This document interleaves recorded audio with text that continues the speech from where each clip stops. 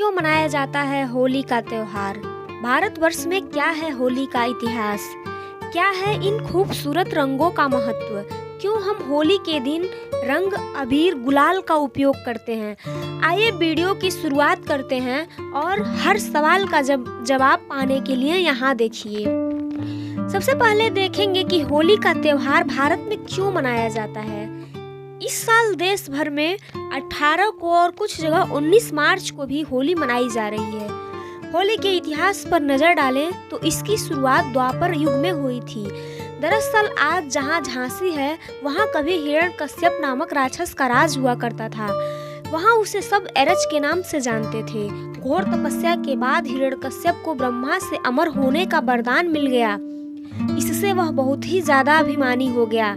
हिरण्यकश्यप खुद को देवता मानने लगा और उसने प्रजा के सभी लोगों को इस प्रकार प्रताड़ित करना शुरू कर दिया और सबसे बोलता, मैं ही भगवान हूँ, मेरी पूजा करो। और सारे प्रजा के भोले भाले लोग हिरण्यकश्यप के डर से उसकी पूजा करने लगे। लेकिन हिरण्यकश्यप का यह बात उसके पुत्र प्रहलाद ने नहीं मानी और कहा, हे पिताजी, तीनों लोकों का मालिक तो वह प्रभु है। आप चाहे जितना भी मुझे प्रताड़ित करोगे, मैं आपकी पूजा कभी नहीं करूंगा। और इस प्रकार प्रहलाद ने हिरण्यकश्यप का पूजा करने से इनकार कर दिया।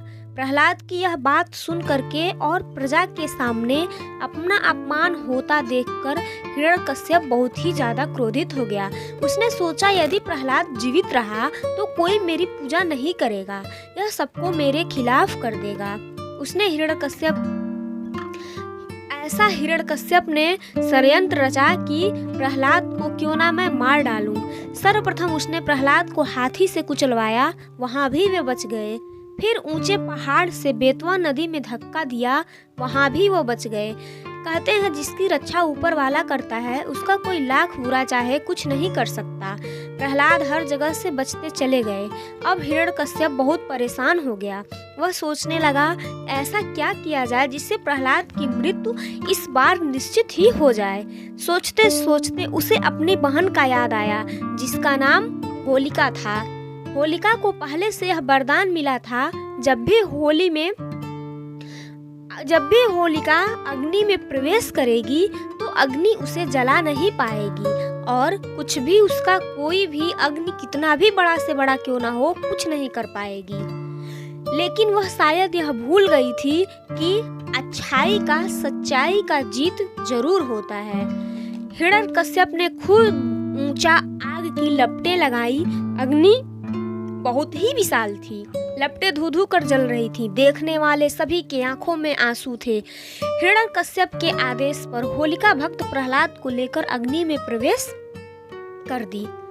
इतना क्रूरता भरा सोचने के बाद किसी की बुद्धि कैसे काम कर सकती है। वह यह भूल गई थी कि उसे अकेले का वरदान मिला था और वह यह भी भूल गई थी कि यदि वह किसी और को अपने साथ लेकर के अग्नि में प्रवेश करेगी तो वह खुद ही जल जाएगी। इस प्रकार होलिका जल गई और भक्त प्रहलाद सकुशल आग से वापस आ गए। तभी से होली के एक दिन पहले ही देश भर में होलिका दहन होता है और उसके अगले दिन होली मनाई जाती है। ऐसा माना जाता है यह दहन बुराई पर अच्छाई की जीत है, जिसमें हम अपने सभी पाप को जला देते हैं और होलिका दहन में अपने सभी बुराइयों को जला देते हैं। यह भारत का बहुत ही पवित्र त्योहार है। वहीं यह त्योहार बुराई पर अच्छाई की जीत को भी बताता है। इस दिन लोग लोकगीत भी गाते हैं और तरह तरह के पकवान भी बनते हैं। आइए अब हम देखेंगे कि रंगों का महत्व क्या है, क्यों हम होली के दिन रंग ही लगाते हैं।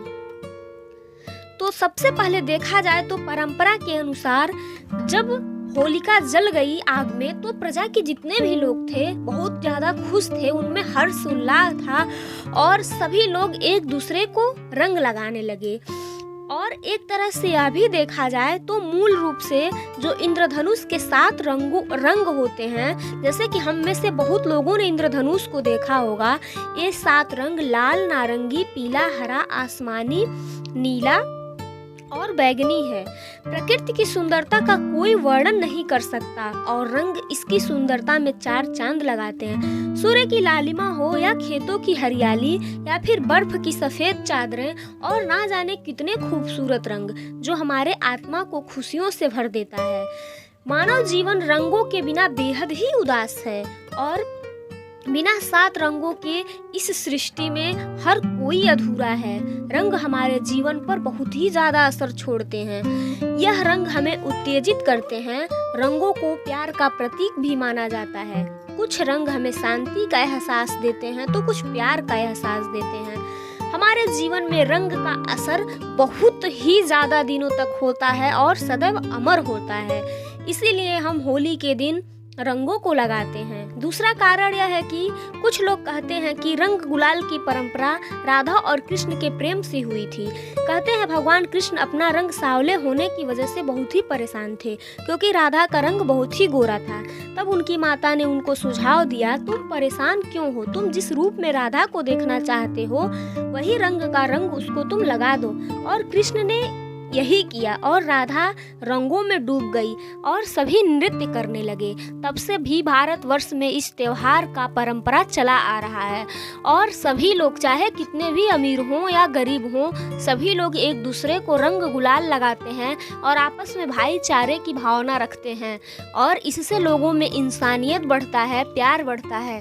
तो आइए हम सब रंगों के इस त्योहार को मिलजुल कर मनाएं और आपस में भाईचारे की सद्भावना को बढ़ाएं, जो कि हमारी देश की संस्कृति है, धरोहर है।